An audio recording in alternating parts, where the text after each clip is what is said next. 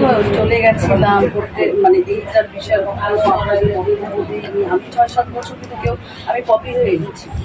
Poppy যেমন আসছিল, এখন পপিকে আপনারা খুঁজে পাচ্ছেন না। পলিকেও কিন্তু একসময় মানুষ অন্য হয়ে খুঁজেছে, কিন্তু পলিকে পায়নি। কারণ আমি খুব পার্সোনালি চেয়েছি যে আমি আমার পরিবারটাকে প্রপার সময় দিই। তখন আমি টোটালি আমার সিম চেঞ্জ করে ফেলেছিলাম, আমার কোনো ফেসবুক আইডি ছিল না, মানুষ কোথায় খুঁজবে আমাকে?